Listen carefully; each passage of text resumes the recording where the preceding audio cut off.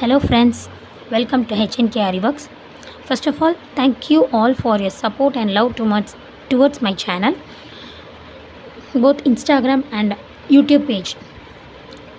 இதனால் நம்ம Instagram and YouTube pagesல வந்து customized aari work blouses and brooch work blouse மட்டும்தான் பார்த்துட்ருந்தோம். இன்னையிலேருந்து சில்க் த்ரெட் ஜுவல்லரி மேக்கிங் பார்க்க போகிறோம் அண்ட் ஃபர்தர் ஆக்சசரிஸ் மேக்கிங் கிளாஸஸும் இருக்குது. இன்றைக்கி வந்து first of all silk thread bangle எப்படி பண்ணுறதுன்னு பார்ப்போம். அதுக்கான மெட்டீரியல் நாலேஜ் என்னன்றதை பார்ப்போம். இங்கே வந்து நான் பிளாஸ்டிக் பேங்கிள்ஸ் எடுத்திருக்கேன், சைஸ் ஆஃப் 2.2.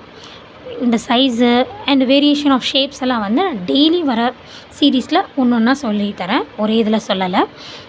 இது 2.2 சைஸில் பேஸ் பேங்கிள் எடுத்திருக்கேன், அதாவது மெயின் டிசைனுக்கான பேங்கிள். இது கடா பேங்கிள்னு சொல்லுவாங்க.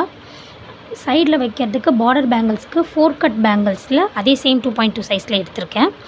அதுக்கப்புறம் கர்வ் ஷேப்டு பேங்கிள்ஸ், இந்த மாதிரி ஷேப் கர்வ்டாக இருக்கும், இந்த பேங்கிள்ஸையும் சைட் பேங்கிள்ஸ்க்காக எடுத்திருக்கேன். ஸோ இந்த மாதிரி அலைன் பண்ணிவிட்டு இதில் என்ன டிசைன் கொடுக்குறோன்றத டெய்லி வீடியோ சீரீஸில் பார்க்கலாம்.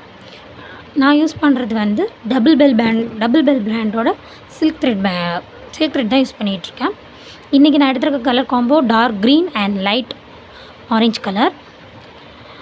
இதை சில்க் த்ரெட் ஒட்டுறதுக்கு fabric glue, trimmer, inch tape and sometimes ஒட்டுறதுக்கு சில மெட்டீரியல் ஒட்டுறதுக்கு B7000 க்ளூ.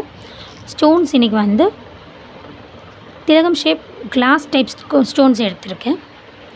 இதை வச்சு எப்படி பேங்கிள் பண்ணுறது, இந்த மாதிரி எங்கேயுமே ஃபால்ட் இல்லாமல் க்ளீனான பேங்கிள்ஸ் எப்படி மேக் பண்ணுறதுன்றதை ஃபர்தர் கிளாஸஸில் பார்க்கலாம்.